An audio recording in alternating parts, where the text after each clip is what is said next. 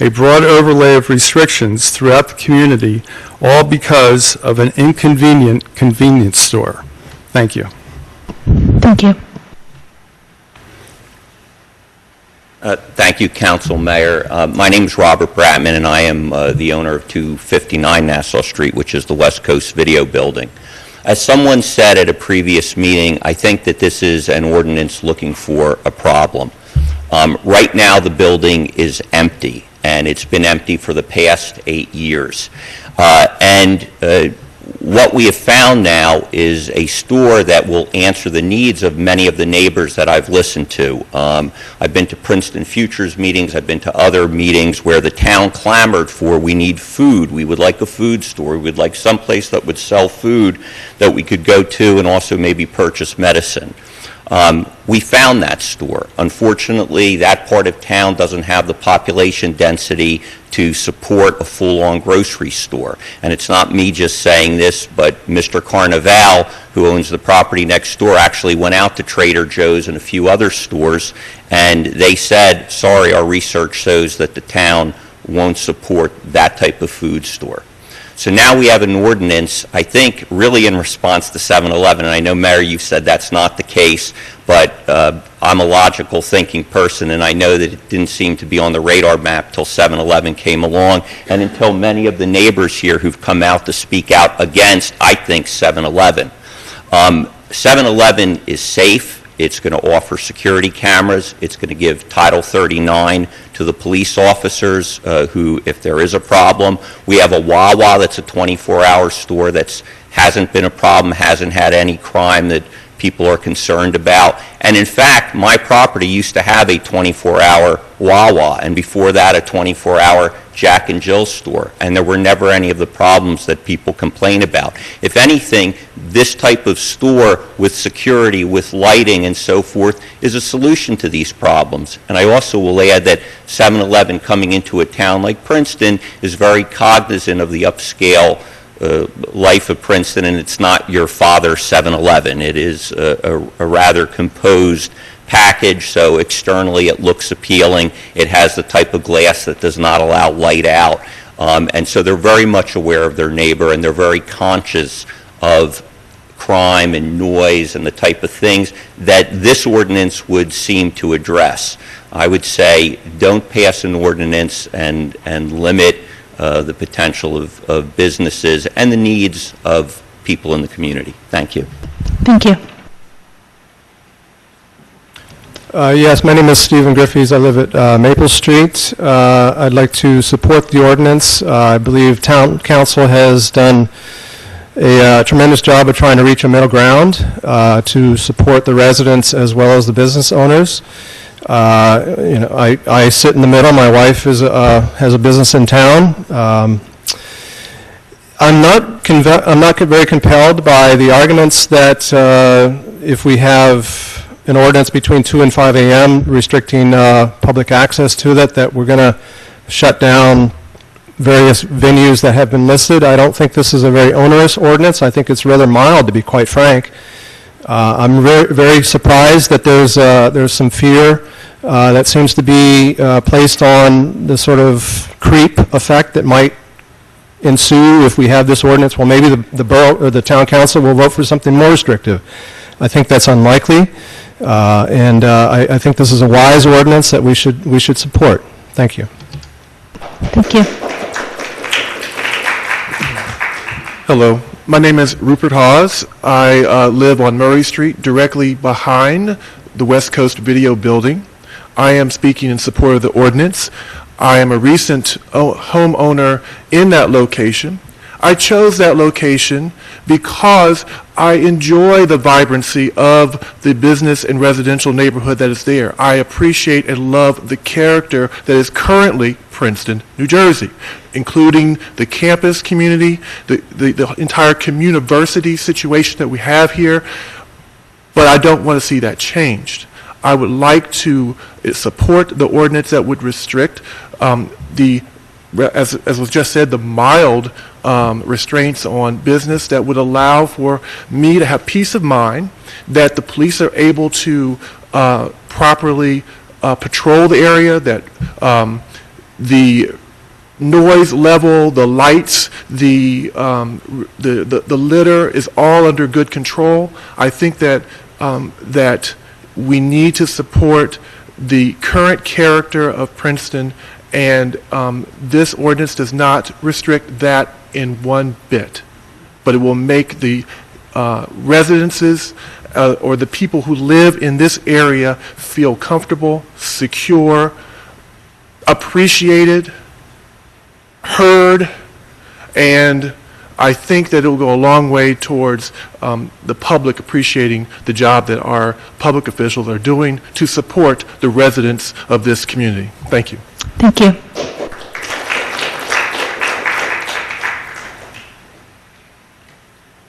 Good evening, Mayor and Council. I'm Jim Floyd. Did Bob Kaiser leave? In the midst of someone who said they were getting a lot of dust, I live right behind the old hospital, and I'm an asthmatic and I haven't felt the dust yet. I want to compliment Mr. Kaiser and his staff.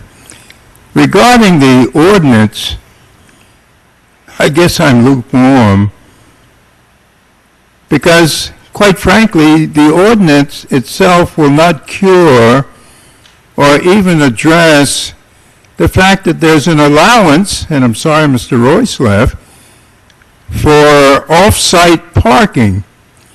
And by the time you kick the folk out of the restaurant, when they leave the restaurant, they walk to their cars, they're twice as noisy. Keep in mind the late stayers are usually the late drinkers. And I'm a little bit concerned that when we allow a variance that allows off-site parking a block or two away, the noise just exacerbates, because when you're walking, you start thinking, they kicked us out, then they start talking, and I know that's the sense of the neighborhood that you hear me talk about most. I'm not certain that the ordinance does everything you'd like for it to do, especially in the neighborhood I just referred to, when the zoning board will allow variances for parking 2 or 3 blocks away. Thank you. Thank you. It's a bit of a tough act to follow. I'm Lewis Hamilton. I'm a resident here in Princeton. My wife also runs a business here in Princeton. I also vote here in Princeton. I support the ordinance. I think if anything, it's not restrictive enough. And I also think the only thing it restricts is any future ambitions to turn Princeton into a 24-hour catering community for the students. And I didn't move to State College. I moved here to move to a quiet but vibrant town. Thank you. Thank you. Good evening, Stephen Schultz. I live on Pine Street, and I've been following this very closely, as I know so many of my neighbors have. I'll flat out, I'm in favor of the ordinance. The one thing I truly don't understand, when my wife and I want to take a walk and get something to eat, say at 10:30, 11 o'clock, nothing is open already. Why not? I don't understand how this has any direct impact on the operation of business. The benefit I see of this, Princeton is a special town. It's vibrant. It's got a cross-section of education, restaurants, culture. I see this ordinance helping prevent it becoming like any other town across America, keeping it the way it is. We don't need to be a generic town. We don't need more noise. The worst thing that ever happened to our street was it getting paved. Now that it's paved, people fly down our 15-mile-an-hour zone. I see this just increasing it. With our 20 kids on the street, what benefit does it do? So I hope it passes. I'm sorry to the merchants whom I might offend, but I've lived here a long time, and I hope to do so in the future. Thank you. Good evening. My name is Lou Carnavale, and I own 255 Nassau. And as many of you on the council know, Speak into the microphone a Just little make sure bit. you're right into the mic there. Yeah. I've been before you for a long time, for a number of years. And I have to say that one of the complaints that I had, I wanted to put a bank branch in my building. And the opposition from a lot of my neighbors and some other members and councils was that a bank is too quiet, that it closes at 6 o'clock, 7 o'clock, and there's no activity in the area. A 7-Eleven has got activity all night long. So what do you want? Do you want the convenience of a town that's growing, that's a vibrant town? The towns that are growing or vibrant also need services. A 7-Eleven gives services to some people that require it at the hour. The other thing I wanted to say is that I've been here for a long time in Princeton. And I used to own the Annex restaurant. And in 1972, the time limit for alcohol in Princeton was 12 o'clock. We approached the council to move it to 2 o'clock like most other towns have in the area. There was a lot of opposition from council members, also from town members. People claiming that keeping the bars open till 2 would paint the town red, that Princeton would become this wild town of drunken people. Well, I haven't seen it yet. So some of the concerns that people have, I think, are overstated. Thank you. Okay. Thank you. And Peter, before you start, I'm going to say Peter behind you will be the last speaker, and then we'll bring it back to council just because I think we need to have a chance for discussion. But yeah, go ahead. Okay. Peter Marks, Princeton Borough. Supporters of the proposal seem to me to be making the argument against the city of Princeton, which I certainly favor. And I'm certainly not wild about 7-Eleven or similar establishments on Nassau Street. But it seems to me that there's an issue of fairness here. We're talking about an existing commercial corridor. Two property owners whose buildings have been vacant for a very long time, on which they've been paying taxes regularly. I made the argument, will continue to argue, that the approval of the university's plans at the Dinky Station and the approval of the hospital replacement constituted spot zoning. Now, I'm not a lawyer. Maybe it did, maybe it didn't. I objected to master plan changes to benefit a particular owner. I also object, on a matter of fairness, to zoning changes or ordinance additions that are intended to penalize a particular owner. And it seems to me that that's what we're risking with this proposal.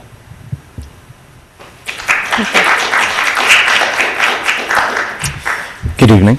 Warren Stock, also from Pine Street. I'm very much in favor of the ordinance, and I think I'd like to use half of my 3 minutes, let's say, to just address two issues that I've heard which are against it. And one would be the fact that residents would somehow benefit from 24-hour locations being so close to us. And the other one is related to just general governance and law, which is that if it's not broken, why try and fix it? And regarding, whether or not this would benefit me and my family, I think if anyone were to be in favor of this, it would probably be me. I have a 3-year-old, and if I ever run out of milk or Tylenol at 4 o'clock in the morning, sure, I could walk down the street and go to a 24-hour convenience store. I will say I will happily drive the 5 minutes to the CVS or the Wawa, which are not near a residential area, in order to obtain these items if needed. And then the other part is really, I think government should be proactive, not reactive. So 24-hour convenience stores, gas stations, whatever it is, they're statistically proven magnet for crime. So let's get ahead of this and create an ordinance that is extremely reasonable and should protect the interests of both residents and businesses. Regarding branding in general, which we've heard about banks and 7-Eleven in general, I have no issues with 7-Eleven coming into my neighborhood. I feel most of my neighbors are on the same page. But what I do fear is people who may patronize those businesses between the hours of 2 to 5 a.m., and that's why I'm really in favor of this, as well as my family. So thank you. Thank you.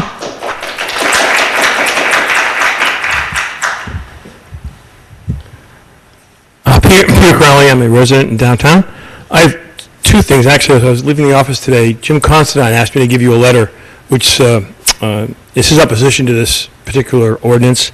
So instead of reading it, which I won't do, I'll actually leave it with Linda and let you all take a look at it. But I'm asking, and I've got to also give our appreciation, at least the Chamber's appreciation to Liz, to the mayor, for her outreach to try to get input back on this ordinance. But I'm asking the council move cautiously and continue to spend time researching the impact of this ordinance on everyone, our business community, our residents, and especially our future partnership with evolving community needs. If the goal of the ordinance is to address specific concerns that residents have with existing businesses in our town, then the council should look at existing ordinances on the books that address that. I would ask the council to not follow a course that creates and implements new ordinances that impact the business and retail vendors in our town. It just is a slippery slope when you start implementing ordinances because ordinances aren't working or haven't been working. To add more ordinances, get the ones that are there to work. If the goal of the ordinance is to put policies in place that anticipate and prevent problems before they occur, I again would ask council to not jump at emotional issues without seeing if they are more perceived than real. And if the goal of this ordinance is to provide a sense of control of the businesses in our town, I think the fact that the business community and others are expressing such a strong sense of opposition and apprehension at this ordinance should give the council some pause and hopefully prompt them to consider spending more time in researching the real needs of what this legislation or this ordinance is trying to address, and is it addressing that? The legislation addresses the problem. In my mind, it's a solution that is still looking for a big problem to address. I would ask that council continue to show some time and research, and I don't want to push this can down the road, but I think it's really, really important we get this right. I ask council to take additional investigative time to make sure that we get this legislation action correct, and then once it's in place, it can't be changed. Thanks. Thank you. I want to thank everybody who was able to participate tonight, and like I said, if this does happen to move forward tonight, then there will be, this is, all ordinances are always a two-step process, so there will be a public hearing, so anybody who didn't get a chance to speak tonight will have first chance to speak at the public hearing if there is a public hearing. So I want to go back to John Marshall, I think was the first person to speak, and he raised a question. I just want to make sure we address that before council speaks, and that was the recommendation to exempt 3 areas from this, the shopping center, the CBD, and the Clifton shopping area. And I don't know if, Trishka, you can speak to that, if that's a legal issue or if Lee wants to address that. I think it's primarily a planning issue with potential legal ramifications. But I don't know what those are yet, because I don't know what the implications would be of exempting those areas. Kurt, can we put the map back up so we can all see what we're talking about?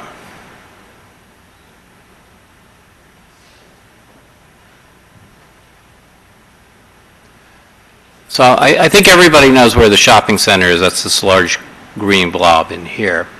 In red, it's a little hard to see the actual designation, but this is the CBD, and it runs from just past Chambers Street, I think, down to about Moore Street. So here, and as you can see, the heart of the CBD is exempted from the ordinance. The Clifftown Center area is located here on Route 206.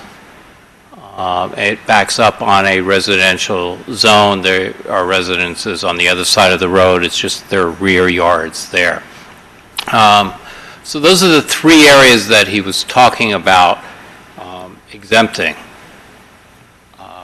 Obviously, if that's council's decision, we can make that that change.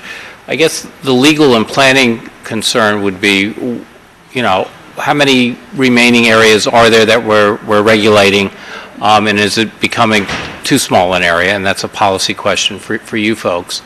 Obviously, we can make that change, and Trishka, I don't know whether you have an opinion legally as to when it gets too small. Well, I think the question that comes to mind, and as Lee points out, the areas that you would be considering exempting is what's the rationale for exempting them?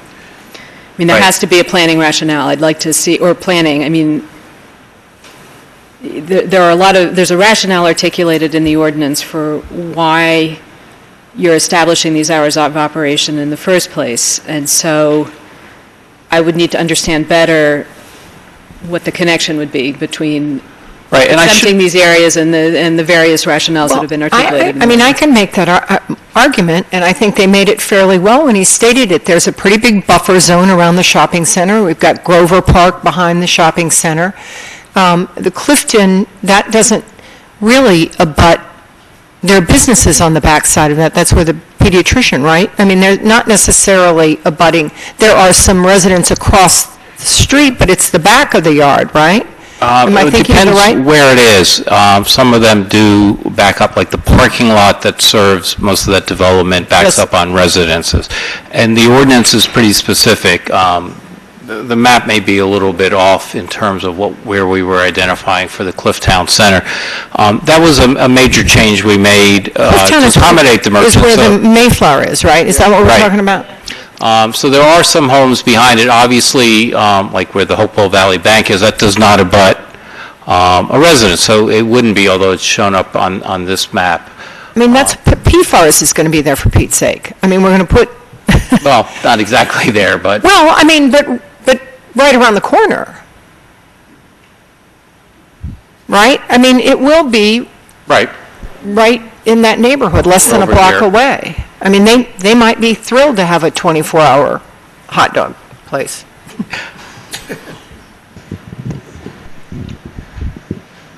Are there any thoughts from council on this particular issue?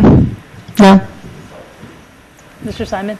I do have a question. On the issue of fairness that was raised in terms of some businesses essentially being exempt and some not, and it's actually a little bit of a bright line in the sense that we have a Wawa, and we have a competitor who's moving into town who would not be allowed to open 24 hours. Do we face any legal concerns over that? I'm still thinking about the fairness concerns, legal or not, but do we have any legal concerns as a municipality over that? Well, I mean, under the reason this competitor would not be able to be open 24 hours a day is purely because of the location selected. There are plenty of other areas in town where a business could be open 24 hours a day. It's just the fact that this particular location abuts a residential zone. But can't there still be the same exact business, but they just close at 2 o'clock and open at 5? I mean, I just understand when I find it hard to believe, and, I've, as a businessman also, that, I know we're saying a 7-Eleven, but, aren't there businesses that can sell the same exact items, just close? Well, I think what the ordinance, the intent of the ordinance, and actually what it does is it's only where it abuts a residential zone. So in the downtown, you could see there's a large area that's not impacted by the ordinance. If 7-Eleven wanted to locate in Palmer Square, it could, and be open 24 hours. So it's more about the proximity or the adjacency, in this case, to resident zones or being in a residential zone. And that's why I was concerned if you exempt the shopping center in Clifftown, there are portions of those sites that are adjacent to a residence. And that's what the ordinance is really speaking to, is that adjacency and the need to provide, for lack of a better term, some quiet time between 2 and 5 for those adjacent residents, and to define the community as not a 24-hour town in all areas. If you want to be 24 hours and you're in one of the red areas, you can, because you're not abutting a residence. And that was one of the compromises. Remember, originally we were extending it out a little bit further to 200, and it included a lot more properties that got you across the street. Now a street, forms a buffer or a barrier, and there's no longer that adjacency. Ms. Howard? Okay, several residents and also in emails have talked about crime statistics, and it seems, my common sense thought is that an open store with a light and security cameras would actually make it safer, but I think even more, a really relevant statistic rather than other towns is the Wawa itself. I don't remember seeing a lot of crime going around the Wawa, but I think maybe for next time we should ask Chief Sutter for kind of a synopsis and his opinion on whether the Wawa invited crime, because I would actually think that Wawa would invite more crime in that location, because you could just come off Route 1 and do your bad thing and get back onto Route 1 to get away. So, so I think that might be a really relevant statistic to find out about. Ms. Howard? I'm happy to talk to Chief Sutter and be able to report on that next time if we have a public hearing. But I want to bring it back to, I think, what is the core issue here, which is about preserving quality of life in neighborhoods that do abut business districts. And I think this is a narrowly crafted, reasonable, and common sense provision. And I want to thank the mayor and Lee again for the time they have spent. We were asked not to slow things down, but I actually think we have been very deliberative and thoughtful, and want to commend you and Lee for all the time you've spent listening and all the changes you've made. So this is now the third time we're discussing this issue. So I think we have been deliberative and thoughtful. That if this is enacted, it will have gone through four substantial discussions with the public, and it's been terrific how much input we've had from the community and business owners. So I think it's been an admirable process. So I do take it back. I thank you for listening to folks. You've increased the flexibility and the exemptions for important public services, but at its core, this is about preserving quality of life while not harming any existing businesses. We didn't hear any existing business get up and say this was going to hurt their existing business, but instead what we're doing is actually codifying those existing businesses in a way that preserves quality of life consistent with the concerns of the neighbors. So it's something I plan to support. I'd like to address this from a slightly different perspective. All of us who are up here, and many of you who are sitting out there, sat through the several hearings that we had when we tried to invoke environmental testing requirements on the construction of the Avalon Bay apartment buildings up the street, only to find out that if there is no ordinance on the books, we have no basis for invoking environmental testing requirements. And I think there is a certain similarity to that situation here as well.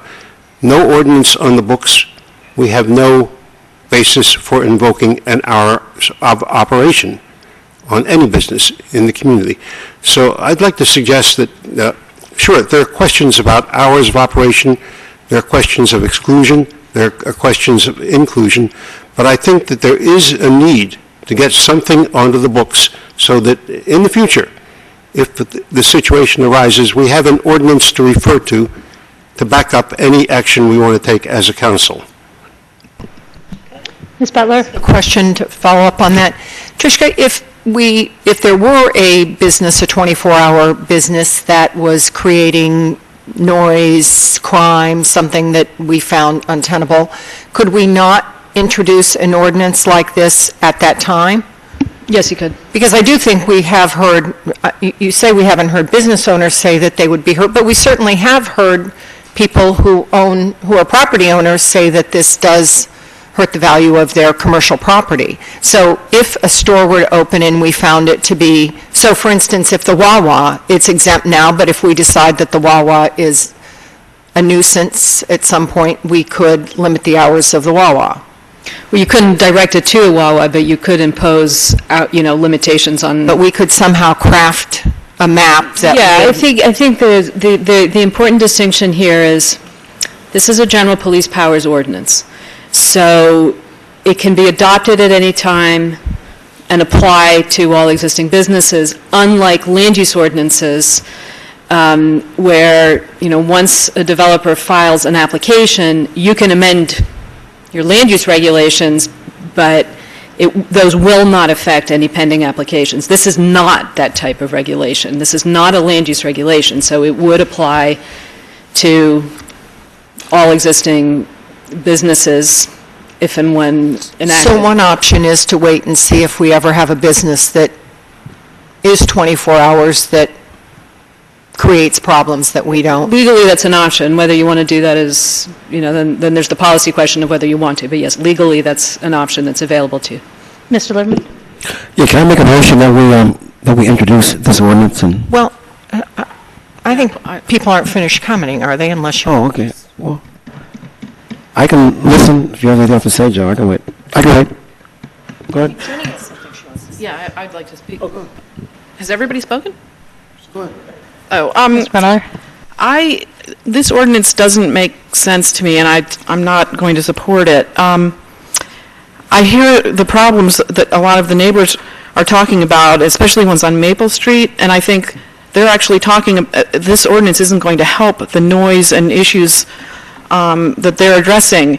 And I also think that having an ordinance that's only for between 2 and 5 doesn't make sense. If we really cared about these issues and wanted to change them, we would limit the hours to, say, 11 p.m., like in Cambridge, as someone mentioned. I just feel like we should either, if we really honestly are worried about, littering and large crowds and discouraging activities that compromise the public safety, this ordinance would be a lot more strict. I think the real issue is not those things. I suspect it's not. And so I want to take care of problems, and I don't want, I'm sorry that the neighbors are going to have a new 7-Eleven near them that they don't want. But I hope we can do everything we can to enforce the ordinances that protect their safety and their welfare and their quality of life. And I do think we have noise ordinances, and we have the police that will take care of those. So I'm not going to support this.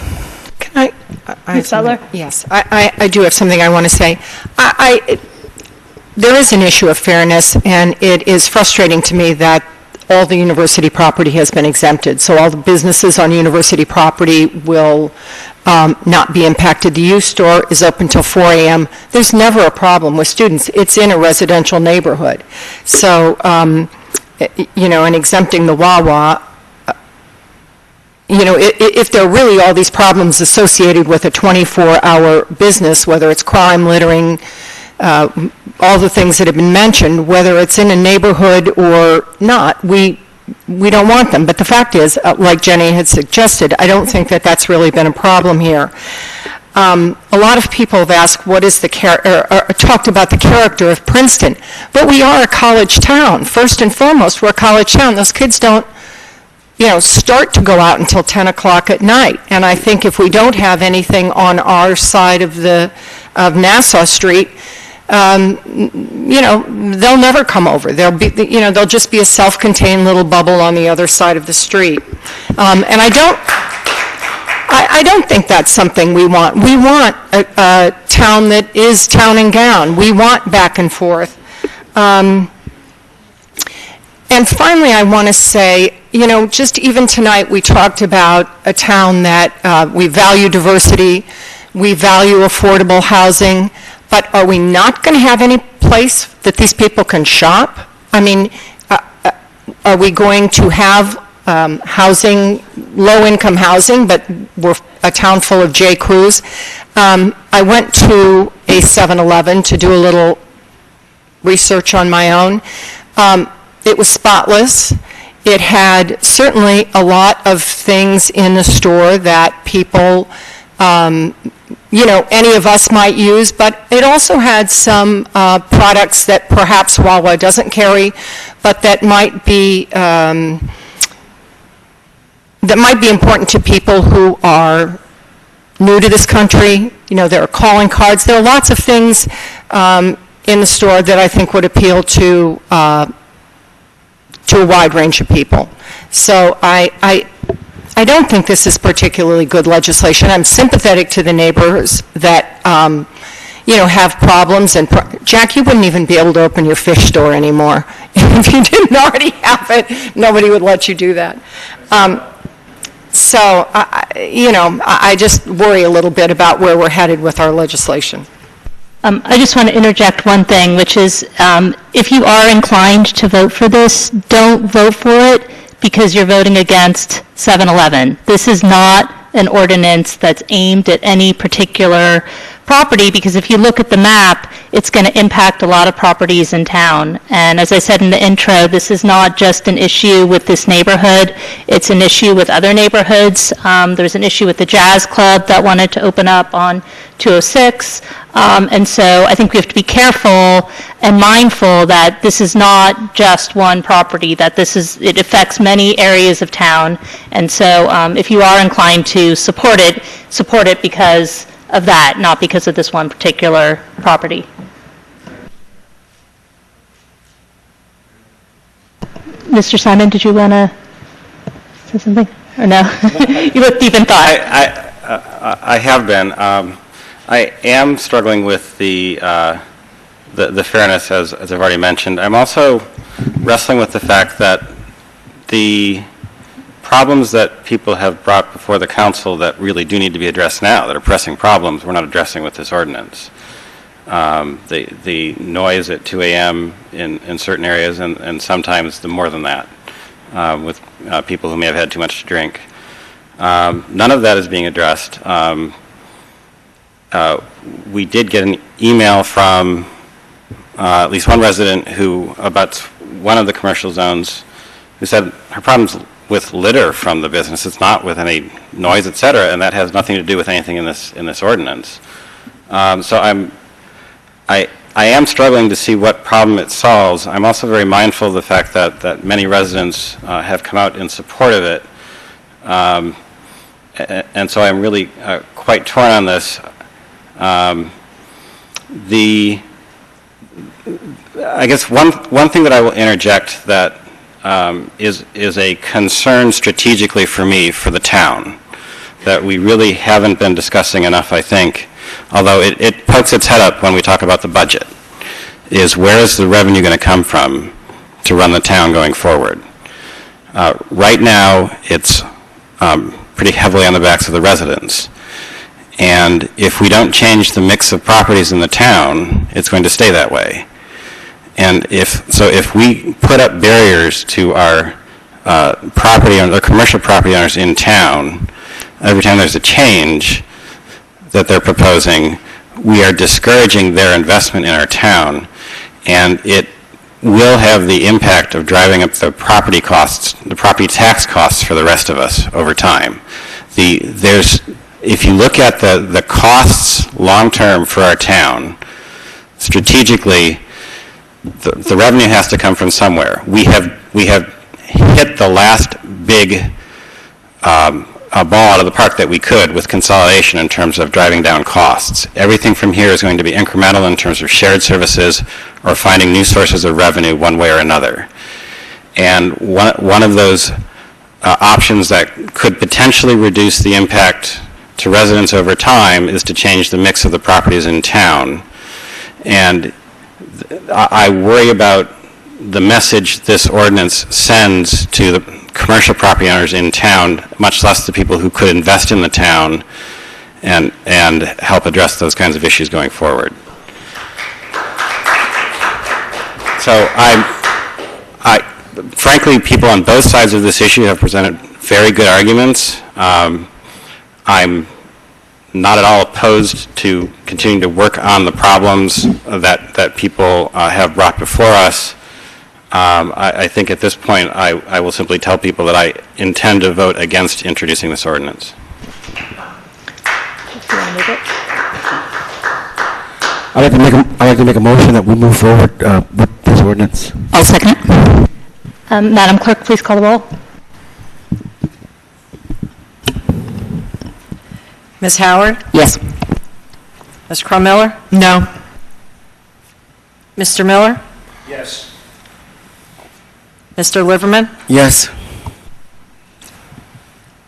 Ms. Butler? No. And Mr. Simon? No. Mayor Lempert? I vote yes, and I just want to give my reasonings in part of reaction to some of the other things that were said. I understand that this could be stricter, but it's a compromise. So it doesn't solve every single issue of the neighborhood. It doesn't solve every single issue of the town, but it's an attempt to preserve quality of life. And in response to Ms. Butler's point, I think that's something to consider. Do we do this now or do we do it later? But as one of the speakers said, it's, do we want to be proactive or do we want to be reactive? And my concern is that we want to be fair. Part of being fair is setting down what the expectations are, what the rules are, what kind of community we have. So when businesses come here, they know what the ground rules are. So I think this is an attempt at that. But I should say this is a two-part process. So when we introduce an ordinance, it just means that we will be considering it for a full public hearing at a later meeting. And that will be on December 8th, 2014. So I invite you all back for that meeting. Well, just a process question. Were the other land property owners affected, were they noticed for this meeting? No, but they will be for the next meeting? It's not a zoning ordinance. Oh, so they won't be noticed. Okay, thank you.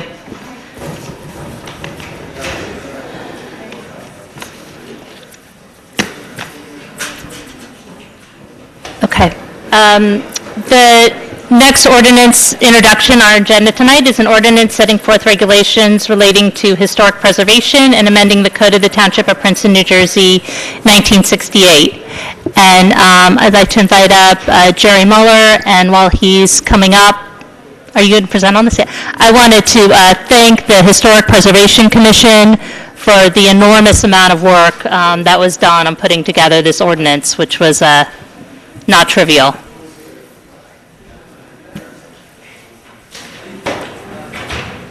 Oh, and if we are trying to keep this moving, so if you could take your conversation outside, that would be much appreciated. Thank you.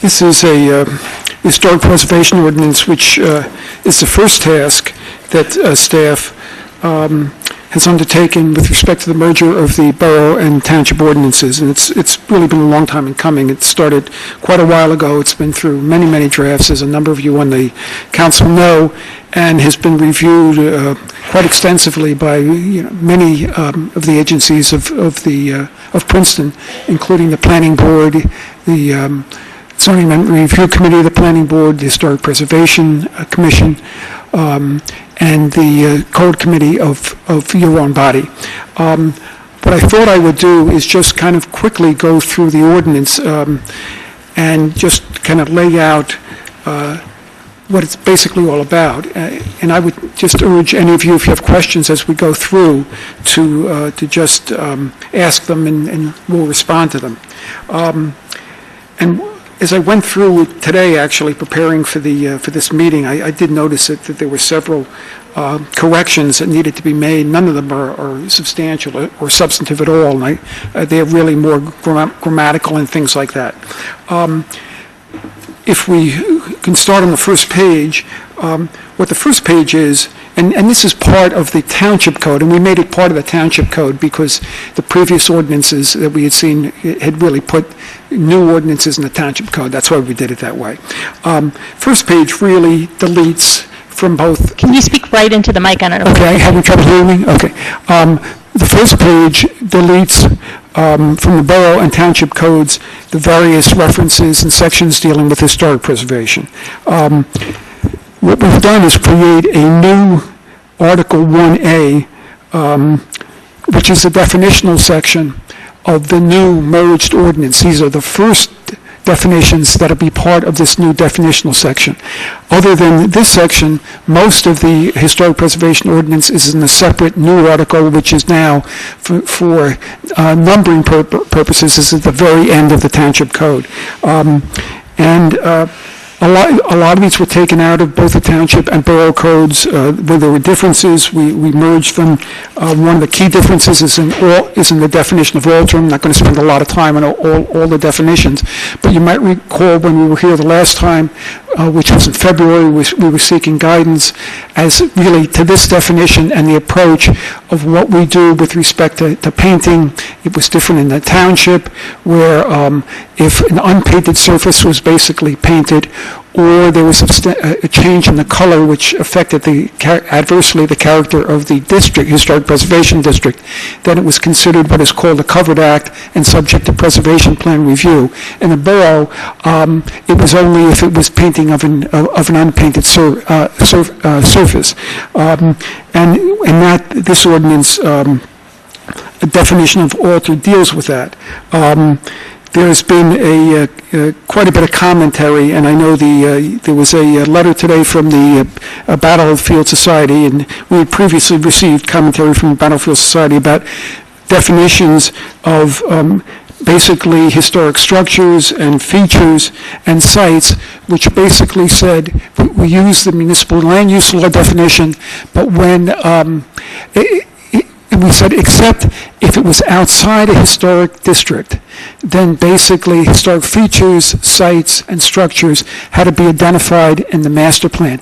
The reason for that has nothing to do with the historic preservation ordinance. It has to do with other provisions in the site plan section, which had been around for a long time, that basically obligated the planning board to make judgments about site in the context of site plans and subdivisions as to whether an historic structure or feature or site needed to be preserved and protected.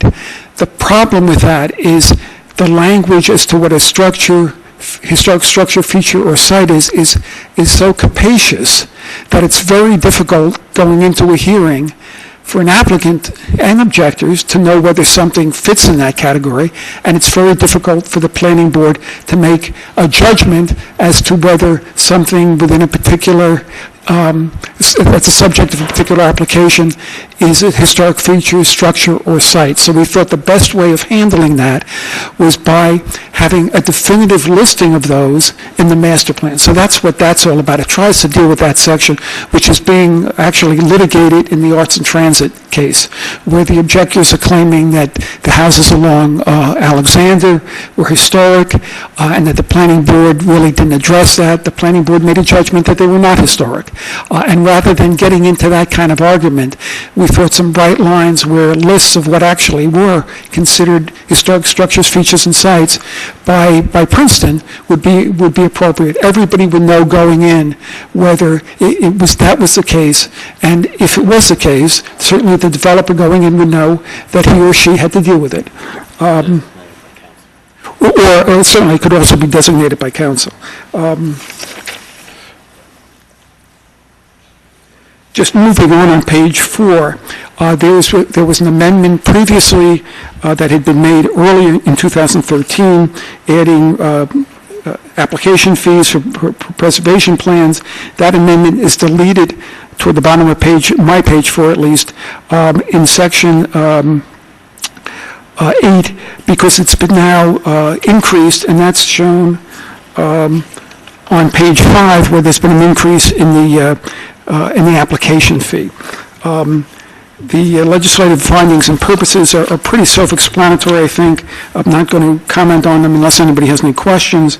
On the bottom of page 6, the Historic Preservation Commission, the provision in the ordinance creating the Historic Preservation Commission is here at section 10B 374. That had been previously in an ordinance adopted by this council in early 2013. We wanted to put it all together in one article, which is what we've done here. So earlier on page 1, we actually deleted that section from, it was actually section 2, 102 of the code, and put it here.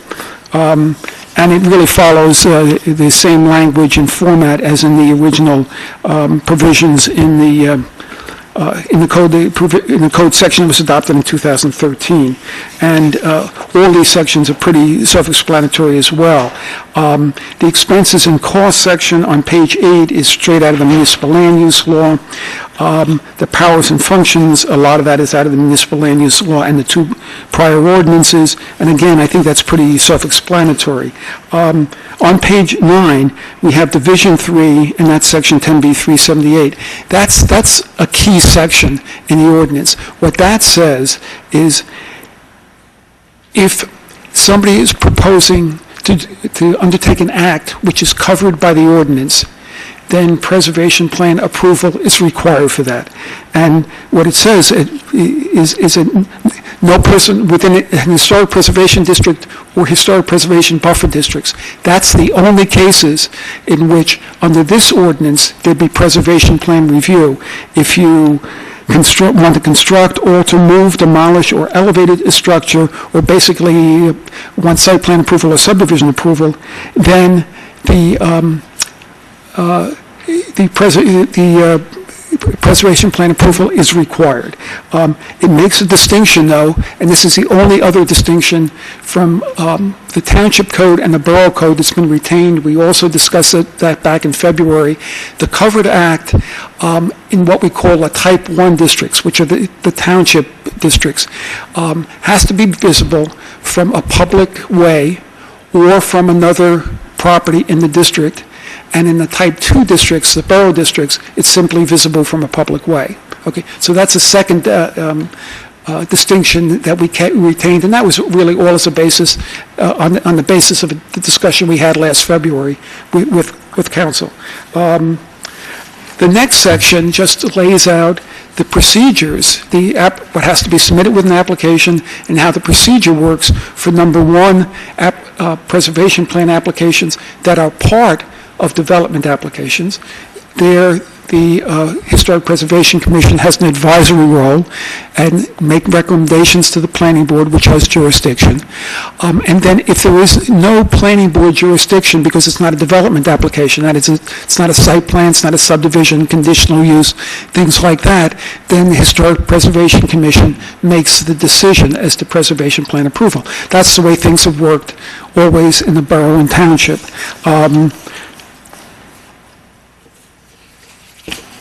And then we also include in here another provision that we had discussed before you and got guidance from, which is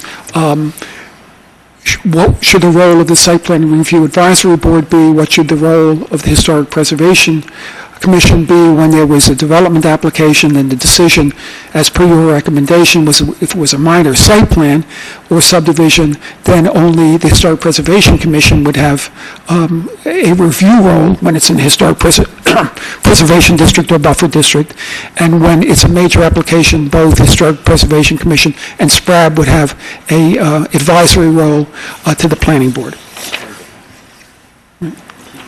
Yep. Okay. The first change I'd like to make is on page 10.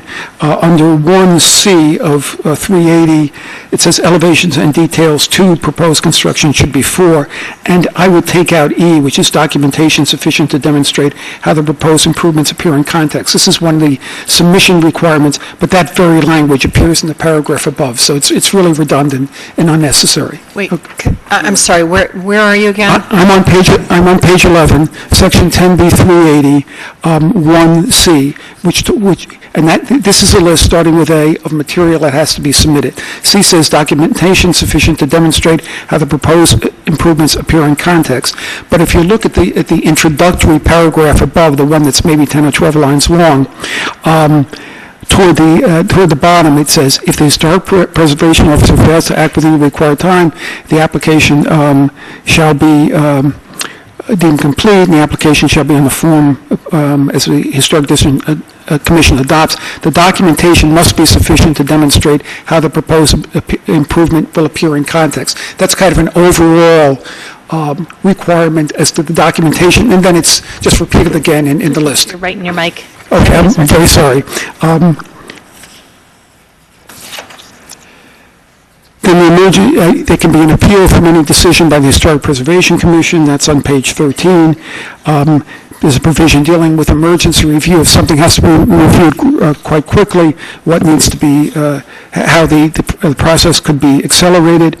In 382, in enforcement, at the beginning of the second line, it refers to, it says the Historic Preservation Officer, this is the very beginning, shall be authorized to enforce any provision of this division. It should be of this article. Okay. 383 lays out basically the process for informal concept review of preservation plans, which is explicitly encouraged by this. There was an extended discussion before this came back to you as to whether there should be an application fee and escrow requirement for concept review for both preservation plans, and if a citizens group is proposing a new historic preservation district or buffer district. The decision was ultimately made by the planning board and your code committee not to include that, and it's not included. Then the next section, so we now finish with the procedures. The next section is the criteria for preservation plan approval.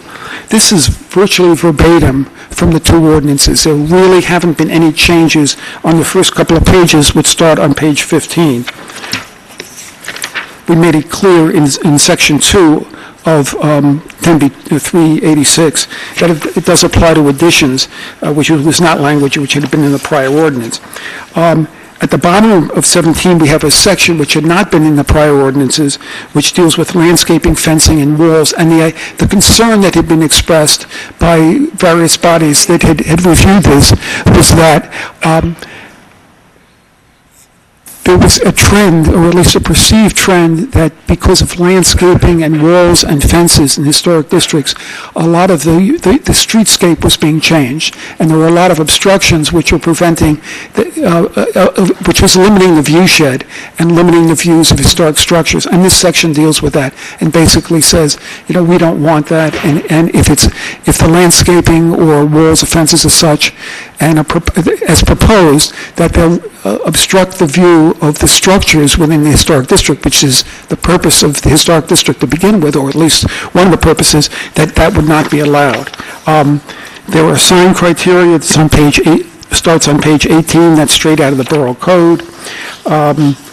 Then on page 19, we've now broken this out separately as to preservation areas. The idea here is that when an application comes in for subdivision or site plan approval within the historic district, there has to be a preservation area created around the historic structures and features on the site, so that those features are preserved in context and they're not intruded upon visually by the proposed new improvements.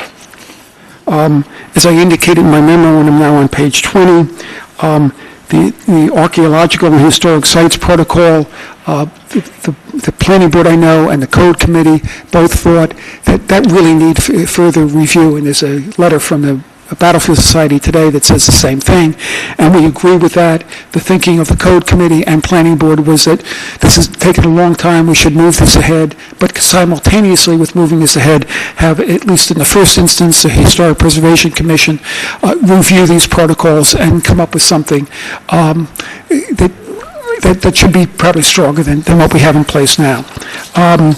Stabilization plans on page 21, that was taken out of the township ordinance largely, and the idea, this came out of Mayberry Hill a few years ago, where the main structure, which was a house of, actually a sign of a Declaration of Independence, was not being cared for, and there was real fear that it was going to deteriorate tremendously, also be cannibalized with respect to interior features, and this was put in place to make sure that the historic structures, when there was a development application, would be preserved, and even when there was just a preservation plan, and that it would be winterized, there'd be no flammable materials, things like that, and also that historic features in the interior of the house would not be removed, and if they would be removed, they would have to be put back.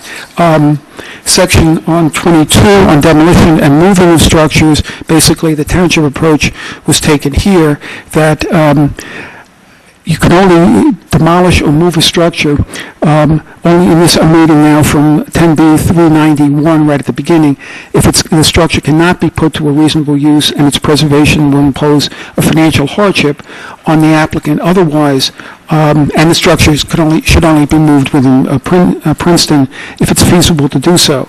Otherwise, really, they have to be renovated. We discussed at the staff level whether to address an ongoing problem in historic preservation of basically demolition by neglect, where people just don't take care of their places. Eventually gets to a point where they're dangerous, and a demolition order is put in place by the municipality.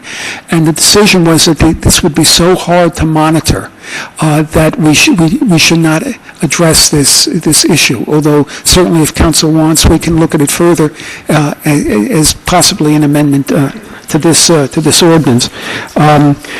There's a new section on 23 on elevation of structures, because if you're in a floodplain subject to flooding, it could be a very serious problem visually in terms of historic preservation district if there's significant elevation of structures, and sometimes they could be very, very significant.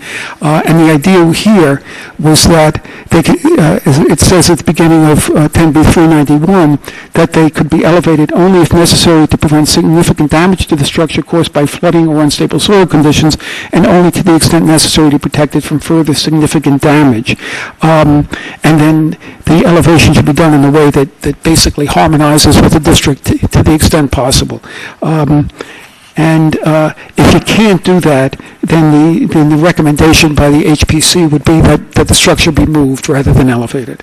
Then there is Division 6, which relates to proposals by citizens as to historic designation of historic preservation districts and buffer districts by council, and sites by council as well, because under the municipal land use law you can designate historic preservation districts and historic sites, or features and structures by the planning board in that list that I referred to earlier. And it lays out a series of procedures, submissional requirements for an application, and procedures that would be used during the course of this. On page 24, we addressed what to do if something was already on the state or national register of historic places, or there was a statement of, or if the New Jersey Historic Preservation Office had issued a declaration of eligibility for the state and national register. And we had a dialogue again with the Battlefield Society, and they've put that in their letter as well, as to should this language be strengthened and maybe put in, it should be given special consideration rather than just consideration. We didn't know that would be very meaningful or give much guidance, frankly. We thought the best way of dealing with that is the way we did in the last sentence of 2 in the middle of page 24, which basically says, we want the Historic Preservation Commission to discuss this. Particularly discuss the application made by the citizen group in the context of a state or national register designation or a designation of eligibility by SHPO. We want them to discuss this, and if they're not going to recommend approval, they have to give the reasons on the record for doing so. We thought that was a better way. That was a better way of addressing, we thought, the question of giving special attention, because we thought it was worthwhile of special attention if you had a district where there were sites where the whole district was on the national or state register or had received a SHPO designation. Can I just ask, with respect to that point, does that require then that that their reasons be in writing? Can we assume that? Yeah, right. I mean, yes, that was certainly the idea. We wanted to give flexibility to the Historic Preservation District as to how they did it, whether it would be right by resolution, by whether it would be a statement that would appear in the minutes. But it's certainly the idea would have to be in writing. Okay. Also, just in terms of additions, on both the second line of page 24 and under 3, the second line, historic features was left out of this list of sites, structures, districts, etc. So I thought those should go back in. You said the second line, adding the word historic Features? Feature, yeah. So I have the second line on top of my page, which starts with a little 1, engineering that is presented in the proposed district site, feature, or structure. And then again, in 3, when the Historic Preservation Commission chooses to study a potential historic preservation district, historic buffer district, historic site, or historic feature. Just because we've been using that all along, and actually the historic feature was added very late in the process, and I just missed those 2 points. Then again, just as we encourage informal concept review for preservation plans, here the idea is to encourage, on page 25 in section 10B 393, informal concept review when a individual or citizen group is making an application for the Historic Preservation Commission to consider and recommend first to the planning board, and then eventually obviously go to the council, the designation of a historic district or buffer district or site, or if it's just a feature or structure, it would be simply the designation by the planning board through a master plan hearing. Then just another change, and this is in 393. Starting in the second line, there's language, and as to potential applications for historic preservation district designation and historic buffer district designation, a determination whether the commission will recommend that a formal application be filed. That language is actually residue from a prior concept we had about escrow, where there would be an application fee and escrow charges for applications by citizens for historic district designation. And the idea was if it was recommended by the Historic Preservation Commission, then they wouldn't have to pay the escrow. But since the whole escrow was taken out, that language should have been taken out, and I just missed it when I took out the first stuff. And then in 1, this is just minor, that sentence, which is kind of there were too many ands in there. It should say the Historic Preservation Commission may make recommendations to the Planning Board and Princeton Council concerning the designation of individual historic sites, structures, features, historic preservation districts, and historic preservation buffer districts. It just didn't quite make it. And then the last division is just making clear that these historic preservation districts, the Type 1 districts, the old township districts, and the Type 2 districts, the old borough districts, are overlay districts, and only underlying zoning regulations from whatever district it's in still applies. I was asked by Lee to write a statement of purpose, which I did, and just one last correction. The 5th line from the bottom, I say, 6th line at the end of that line, other changes include reformulated conditions. I have to say I was scratching my head as I was trying to figure out what I was talking about, and then I finally realized that it was supposed to be reformulated definitions rather than conditions. and that's a summary.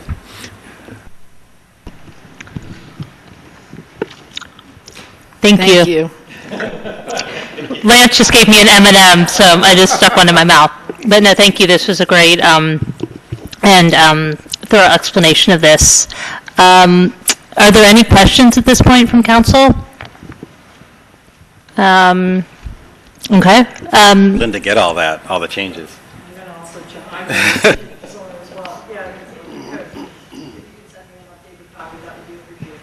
Okay. And I'd like to open up then to anybody from the public who'd like to speak. But before I do that, I just want to check with council. We had originally tried to say we were going to end at 10:15. I don't think we're going to make that. But I think we'll be close, because this is the last main, and then we have some sidewalk hearings, and then I think the rest should go pretty quickly. So I'd like to open it up to anybody from the public who'd like to speak on the Historic Preservation Ordinance. And why don't we do what we did before? So everybody who would like to speak should get up and line up. And ask that you keep your comments to 3 minutes or shorter. Thank you. Thank you very much. I should have mentioned during the public comment before about the fact that we have a major announcement. I know the mayor referred to it. But tomorrow we're going to have a major announcement from the Civil War Trust. here at the Battle Monument. And as you know, there's no Civil War battlefield here, so you can we have our own Civil War sometimes. Yeah. You can project a little bit about where they're going. And so I hope you will come, and I hope the public will come. And so I just wanted to point that out. That's at 12 noon, right after the Spirit of Princeton's ceremony at the All Wars Memorial. Regarding the new ordinance, I think it's very important that the council not adopt language that will attempt to reduce the authority of the municipality to preserve historic and archaeological sites under the state municipal land use law.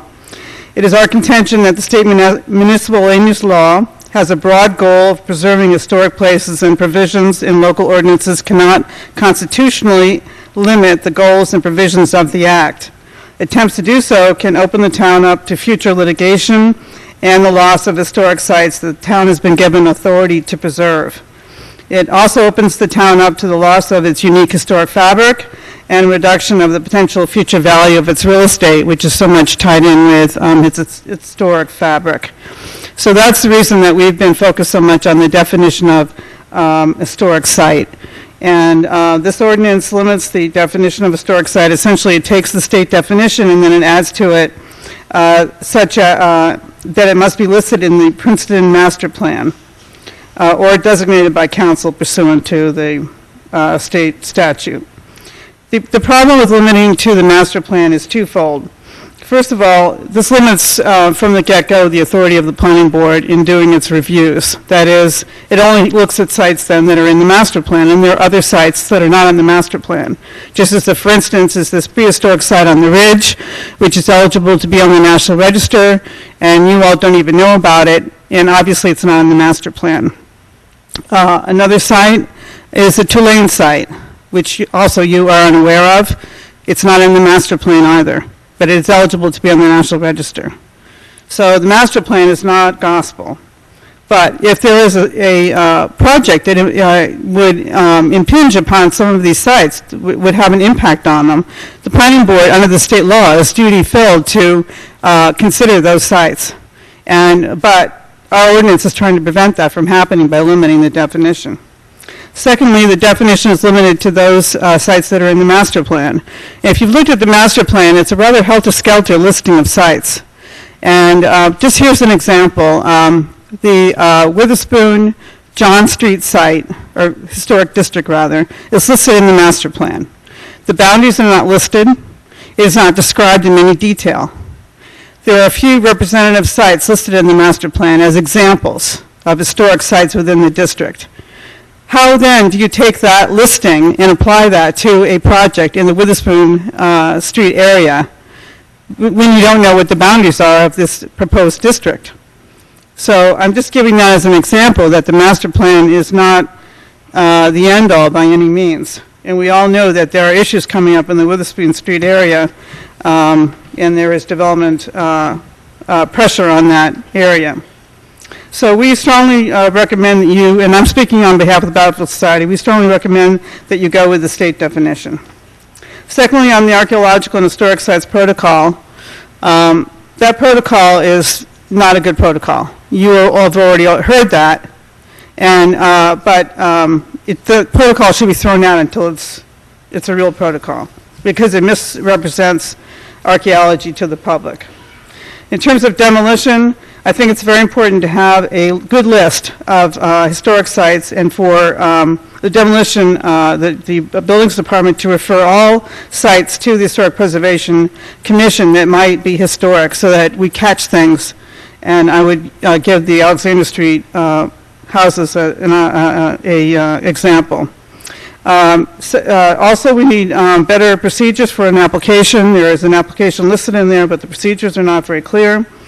And we need to have expedited review of National and Historic Register sites. That's been referred to, but it doesn't go far enough. It just says that the fact that they're on the National Register will be considered. Can you sum up? And I'm summing up.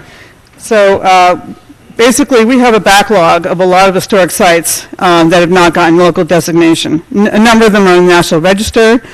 Some of them are on the state register, and we need to expedite the process of getting those designated locally. I would even suggest that, in fact, we need an historical commission to do that, because the Historic Preservation Commission we have is so involved in reviewing sites that are already designated that they don't have any time to designate new districts, and I think that's a major flaw. We do have something coming up very soon with the Witherspoon Street neighborhood, and we need the Historic Preservation Commission, if they're the ones to do it, or another commission if that's better elsewhere, to expedite that process and get it going, because we need to define what district or districts are going to be in the Witherspoon Street neighborhood. We don't have a lot of time to do this because it's a lot of pressure on the neighborhood. Okay, Thank you very much. Alexi Asmus, Maple Street. I just want to remark about something that happened with the Dinky Station in regards to defining historic structure as something that's on the Princeton Master Plan. There was this real disconnect. The train station was not on the local historic list, but it was on the state and national historic list. There was a real scramble at the time to get it put on the local list, and I guess eventually that was done. But it was kind of crazy to see that it was on the National Register of Historic Places. It was not on our local list, and that was a real issue when the issue of moving the Dinky Station came up in front of council. So I'm just concerned we're a small municipality, we don't have a lot of staff, we don't have a lot of people to investigate and make sure that all these things are on the list. And the Dinky Historic Station wasn't on our local list, you know. So I think I have to say I'm worried about just depending on the master plan to define historic properties. Good evening. Shirley Satterfield, Quarry Street. Oh, okay. Residents who live in the Witherspoon-Jackson neighborhood on Henry Avenue, Jefferson Road, Harris Road, Franklin Avenue, and the Tree Streets value our neighborhoods and respect the rich history of our town. It seems that historic locations are only in the wealthy sections of Princeton. I could be here for 10 minutes to tell you of the rich history in the Witherspoon-Jackson community and in the neighborhoods that I mentioned. Have you noticed that when you cross Paul Robeson Place, the areas from what was Jackson Street to Birch Avenue does not look the same as from Witherspoon Street to Nassau to Wigan Street? The street lights are different, the sidewalks are in disrepair, and even though there are at least 10 historic African American sites on Witherspoon Street, starting at Nassau Street, the only designated site is the house where Paul Robeson was born. I thank the council and Historic Preservation Commission members who took the tour of Witherspoon Street to see and hear about the historic sites. We do not need to spend thousands of dollars to designate long overdue and well-deserved historic sites in Princeton. It is our request, with your support, to see that noted sites in our communities are designated as historic. It is owed to our ancestors and lifelong residents who, through their dedicated work ethic, their struggle to establish businesses, schools, and community sites, basically made Princeton the historic town we wish to preserve. We want to remain a vital and historic town, not a trendy, money-hungry metropolis. We owe it to all the past faithful stewards whose blood, sweat, and many tears developed this town. Let's honor them by designating sites that made Princeton a town of distinction. Thank you.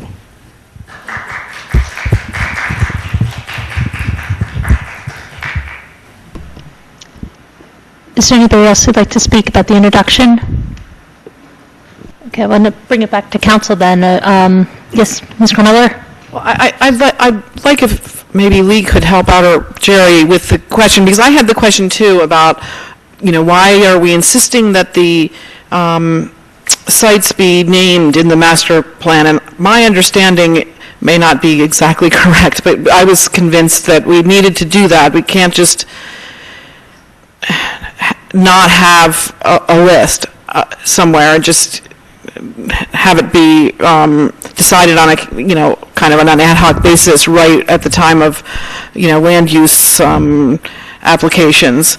Is that correct? And could I piggyback on that question, because I think it's a similar question, so I want to kind of ask, I think based on Ms. Asmuth's, or actually maybe it was Ms. Jerry's comment,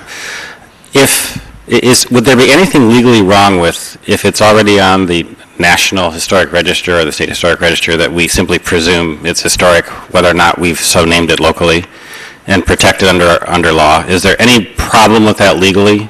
Here's the problem. There are two things going on. There is historic preservation under the municipal land use law. It's clear how that works.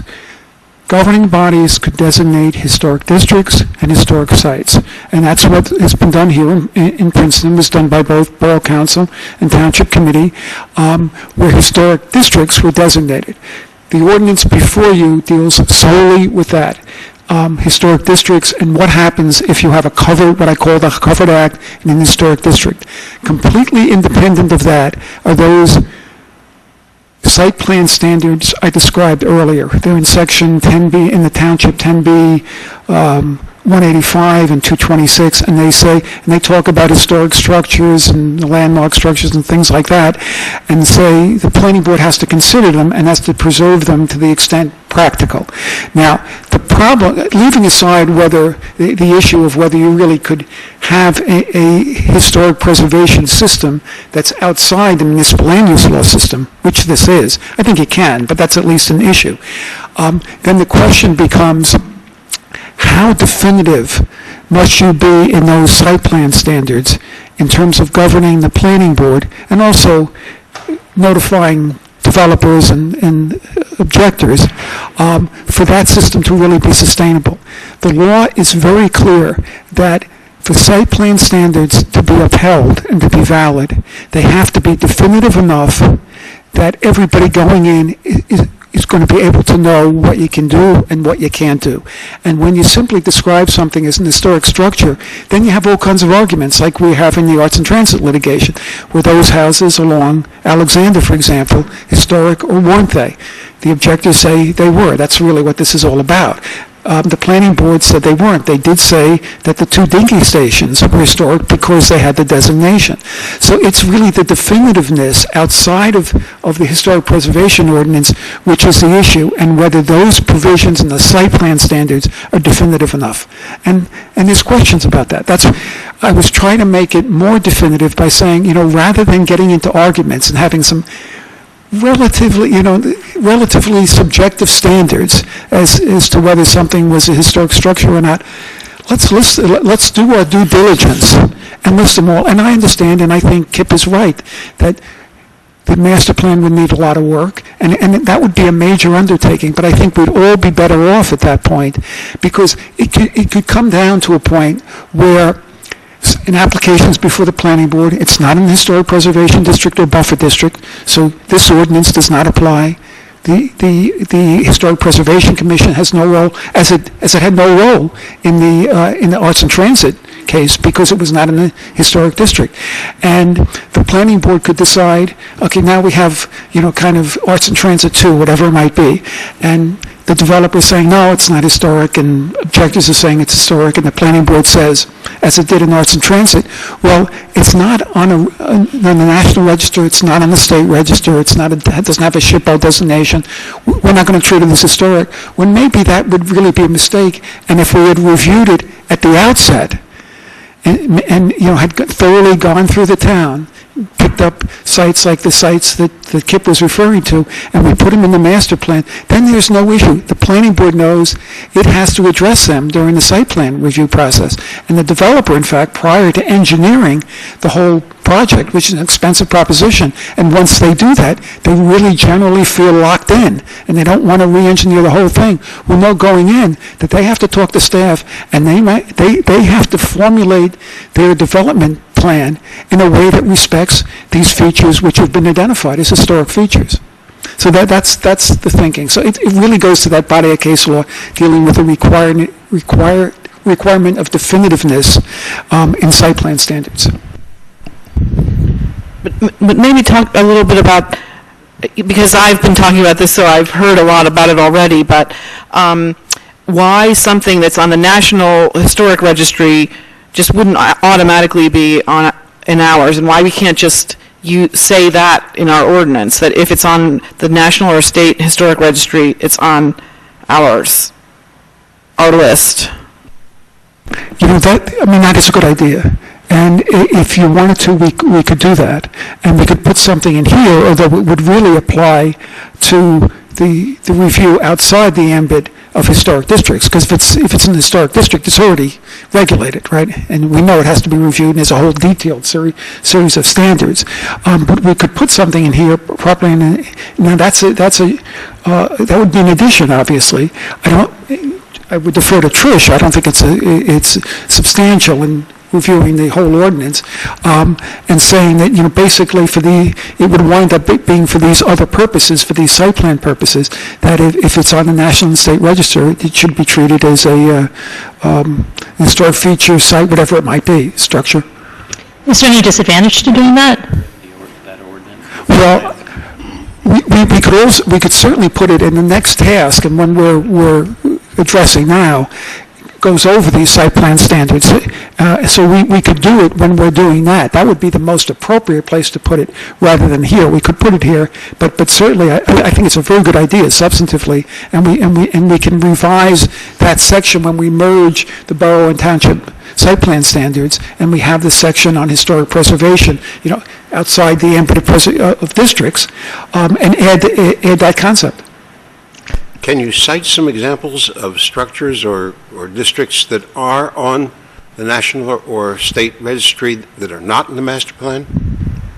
Well, I know the two dinky stations are in the register, but we're not in the historic district. Station is I think there's Mountain Avenue. Are there other examples? There's Rhonda knows some too. Lake Carnegie? Yeah, there are probably a handful of them. But I do think that Kip also makes a very good point that we are now really going to be woefully understaffed. And going back to hours ago when we started the meeting and you were talking about what priorities we might need in looking at our budget, we really do need some support in terms of working on identifying, doing some of this. It's pretty research intensive, and I don't know, Lee, maybe you could speak better to this, but what I've seen since I've been liaison to historic preservation is they really have just been dealing with, changes that are proposed changes in districts that are brought before them, but there hasn't been really any very little proactive. Correct, and I think that's either a staffing or a funding issue. Funding if you wanted to hire a consultant. The way that the list that the master plan develops, it comes from the HPC. It's not the planning board going out saying, I think this is historic, I think that might be historic. It comes from HPC. So Joe, I think your comment's a good one. It may be a resource issue, and that the HPC needs some funding to hire a consultant to work on and do the necessary studies to either create more districts or to identify additional projects. I know they've gone through a number of different architectural surveys to try to do that. And I agree with you. I think it's something that we need to reinvigorate the effort. But that's more of a resource thing, I think, than anything else. Given the time, I just want to bring it back to council and see if council's ready to introduce it based on the changes that Jerry recommended at the beginning, or whether people need another meeting. I'll move it. Yes.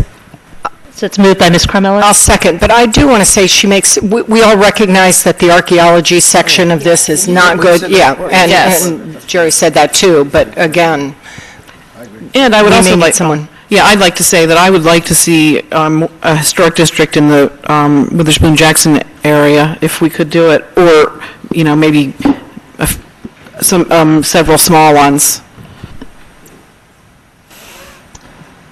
Okay. There's been a motion by Ms. Crumiller and a second by Ms. Butler. Madam Clerk, please call the roll. Ms. Howard? Yes. Ms. Crum-Miller? Yes. Mr. Miller? Yes. Mr. Liverman? Yes. Ms. Butler? Yes. Mr. Simon? Yes. Motion carries. Okay, great. And the public hearing for this ordinance will be on December 8th, 2014. Thank you for everybody who participated in that conversation. Do we have anybody here for the sidewalk confirmations? Okay, thank goodness. I thought we would feel really badly. All right, so we're going to have two public hearings on these sidewalk confirmations. The first is the North Harrison Sidewalk Assessment Confirmation, and I'd like to open the public hearing. And seeing no one, I will close the public hearing. I'll move it. Second. Just one comment about the forms that are being used to show the costs and the division of the costs. Refer to township share.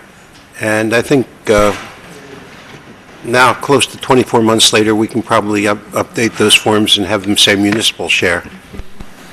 It's because... Thank you. Did you move it? Or did- So moved. It's moved by Mr. Liverman I'll second. and seconded by Ms. Crumiller. No, just for the first one, because we have to do public hearings for each of them. You have to do them both. All in favor? Aye. Any opposed? Okay, that passes unanimously. The next is public hearing for the Ewing Street Sidewalk Assessment Confirmation. I'm going to open the public hearing. And seeing no one, I'll close the public hearing. Is there a motion? So moved. Second. It's moved by Ms. Howard and seconded by Ms. Crumiller. All in favor? Aye. Any opposed? All right, that passes too. Next, we have 8 resolutions here. Are you there to talk about the budget calendar? Okay. Okay, so you have before you the budget calendar. We've gone over it with Citizens Finance, and I'm really happy to say we're way ahead of schedule of where we were this time last year. So, we're feeling pretty good in finance right now. But on the second page of the resolution, there's 2 dates that are incorrect. They were a carryover from the last time we did this resolution, so I want to just adjust them. Budget introduction should be February 10th. And budget adoption should be March 20th. And then, of course, if the date gets extended by DLGS, then we're still also covered, and they generally extend the date anyway. Okay. Are there any questions, or is there a motion for this as amended? So moved. Second. It's moved by Ms. Butler and seconded by Mr. Simon. All in favor? Aye. Any opposed? The resolution passes.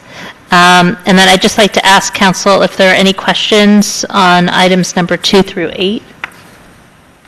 No, do you want to move them in block? I'd like to move them in block. I'll second it.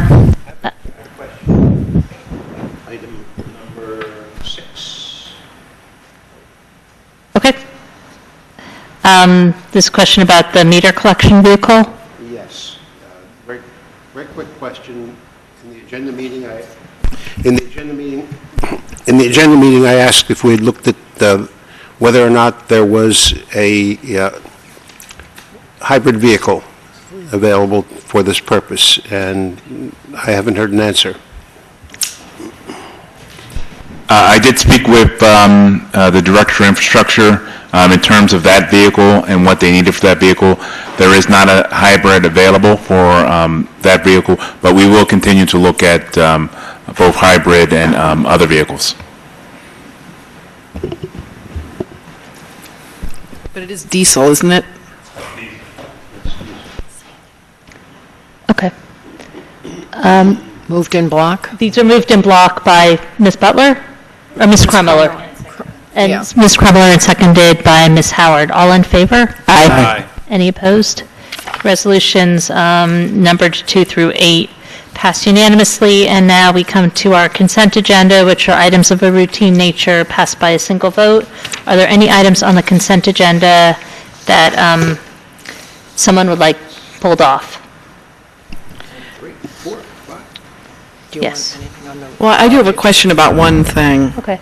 On the bill list, there was an iPad Air for like more than $1,000, and I know just from the Apple Store, the best, most expensive iPad is less than $900. So I just wondered why we pay extra. Oh, okay. It said one, so. Okay. Do you want to say that into the microphone? There was more than one, for the record. Sandy just commented that there was more than one. No, I know, but I was just saying, oh, yeah. I was just repeating it for the record. All right, so is there a motion for the consent agenda? So moved. Second. It's moved by Ms. Howard and seconded by Mr. Liverman. All in favor? Aye. Aye. Any opposed? And is there a motion to move into closed session? So moved. Is there a second? Second. All in favor? Aye. Aye. Be it resolved by the Mayor and Council of Princeton, this body will now convene into a closed session that will be limited only to consideration of an item or items with respect to which the public will be limited only to consideration of an item or items with respect to which the public may be excluded pursuant to Section 7B of the Open Public Meetings Act. General nature of the subject or subjects to be discussed in said session is as follows: negotiations, litigation, post office easement, 10-acre tax appeal, Newman versus Trustees of Princeton University et al., and legal review. To say as precisely as presently possible, the following are the time when and the circumstances under which the discussion conducted at said session can be disclosed to the public within 90 days or upon settlement of litigation, if applicable.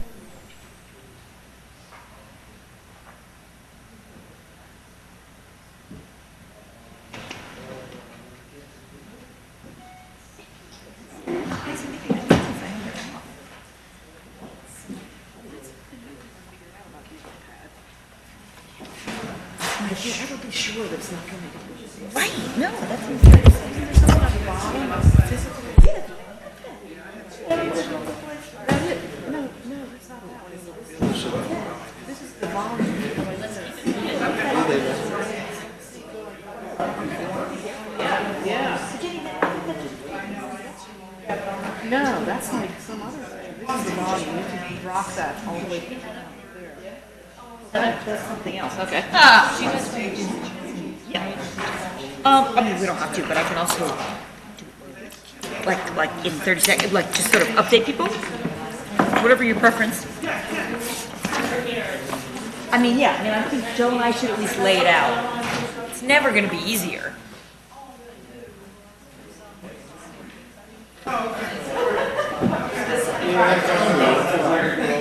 Yeah.